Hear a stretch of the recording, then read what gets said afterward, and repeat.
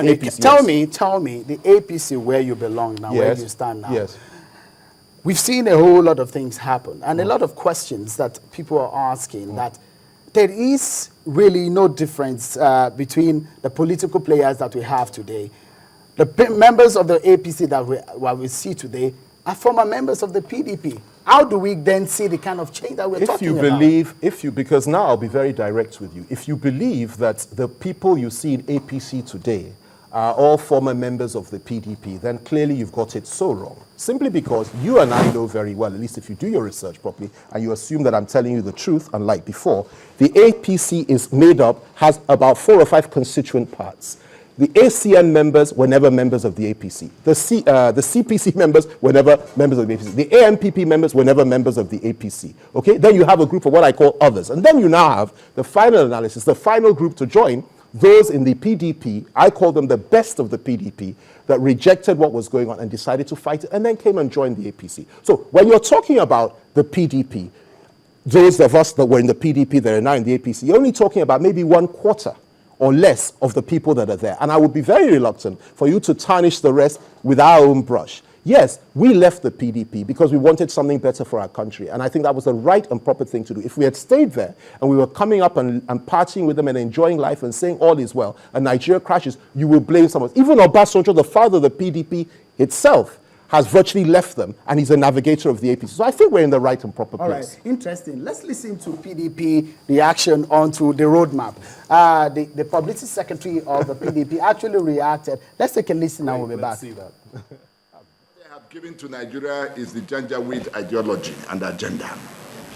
APC agenda is to balkanize the country and cause disaffection amongst the people. It's anti-democratic at its best. We have seen that this manifesto is completely empty. It has failed to address any issue whatsoever. There is nothing on the manifesto that Nigerians should be happy about. On the security of lives and properties is short on it. And this is a confirmation that APC knows a lot more that they've been able to tell Nigerians on the issue of security. They should come clean and tell us what they know about the troubles that we're having in the Northeast. Their manifesto and their ideology did not disclose anything on it.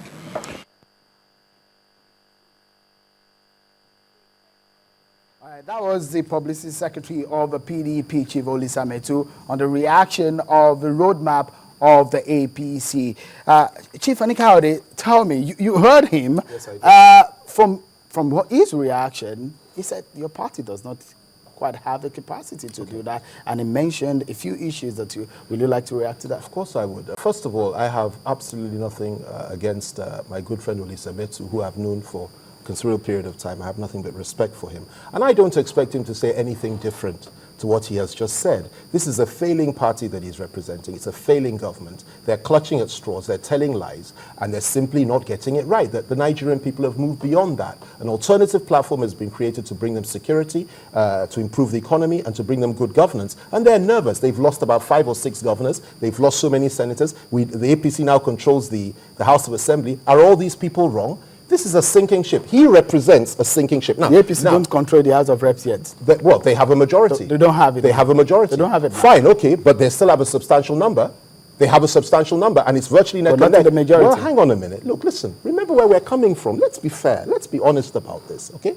I mean, it really doesn't pay me just to come here and just be talking without facts. Let's be honest. The PDP is in trouble. It's not the APC that's losing governance. It's not the APC that's losing legislators. It's the PDP. Now, let's look at some of the specific issues he raised. He had the nerve to talk about security a minute ago, that we are not in a position to provide security. Now that leaves him open and leaves them open for a few assertions from me and a few charges from me. So many people have been killed under the watch of this government. It was not the APC leaders that took the swore to an oath of office in 2011 to protect the lives and properties of the Nigerian people. It was the PDP president and it was the PDP party, and they have failed miserably in that respect. Look at what is happening in our country. And look, I will crave your indulgence if I may. There's something that I wrote recently. It's an article that was published, and I think it's very important. Since he raised it, let me just read an extract from it. It was titled Centenary Celebrations and the Souls of the Slaughtered, widely published in Premium Times and a number of newspapers. Let me just read a small extract of it about facts and figures. And I would really like your viewers and yourself to listen to the facts and figures, because we're talking about human beings here. Under the PDP party that Metu speaks for, and under the president that he works for, let me tell you what they've managed to do. He has the nerve to talk about security and safety here. On 4th March 2014, in Jakana, Borno State, 40 innocent Nigerians were butchered by Boko Haram. On 3rd March 2014, in Mafa, Borno State, 35 innocent Nigerians were murdered by Boko Haram. On 2nd March 2014, in Minok, Borno State, 52 innocent Nigerians were butchered by Boko Haram. On 2nd of March 2014, in the heart of Maiduguri, the capital of Borno State, Boko Haram detonated 2 massive bombs, slaughtering 100 innocent Nigerians, including women and children.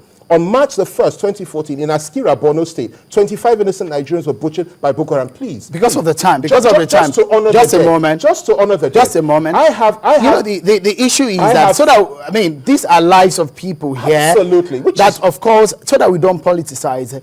The issue is that the issue of insecurity didn't start today. I do not accept that. What do you think the APC is going to do differently? You know what I would like us What do you think the APC is going to do differently? Let's be intellectually honest about this. You say we shouldn't politicize it. I'm saying to you, today the biggest political issue in this country is the fact that our women and children and our people are being killed in the northeastern part of this country like flies, and people are saying we shouldn't talk about it. What is APC going to do differently on this issue? I will tell you something right now. I will not go into that until I've told you the damage that these people have done by simply not honoring their word and doing their job. And I will tell you again, on 26 February 2014, Maidagala and Michika local government areas, the 3 communities were attacked. 37 innocent Nigerians were killed. Okay? I could go on. 24th February, 23rd February, right up for the last few months. People are being slaughtered every day, and you say we shouldn't talk about it. What does the APC want to do differently from what to tackle this issue? The first thing we need to do is get those that are so ready to celebrate when our children are being slaughtered and who don't give a damn, who do not back up our military, who do not give them the equipment and the support that they need to fight terrorism, to get them out of office. Then, when we've got them out of office, we will now come in and provide the necessary security, have credible leadership, sensitive leadership, people that care when we hear that people are being slaughtered, women and children are being slaughtered, and so on and so forth, and put them in power and see if there's not a difference. When Obasanjo was in power, controversy about Odi, there's no question about that. I think it was in 2001 and so on and so forth. But the fact remains that he took a firm position and he got the job done. And as a consequence of his action in Odi, the insurgency and the killing of our security personnel reduced by 90%. That is a statistical fact. It's not a good thing. It was a difficult thing for him to do, but he did it. We need strong leadership. Right now, as we speak, you say we shouldn't politicize. We're in the middle of a war in this country, a brutal war. The North is being decimated. I've lived there for 10 years, and I feel for the people. Chief, I think it's wrong for Metu and his PDP members and his PDP president to be having centenary balls the day after our children have had their throats slit. Thank you so much for coming on the program. I really appreciate it. Thank you so much. Thanks very much indeed. We've been talking with Chief Femi-Fani-Kayode on what the APC wants to do differently. He was a member of the PDP and now with the APC. We'll be talking more on this particular issue when we return. Stay with us.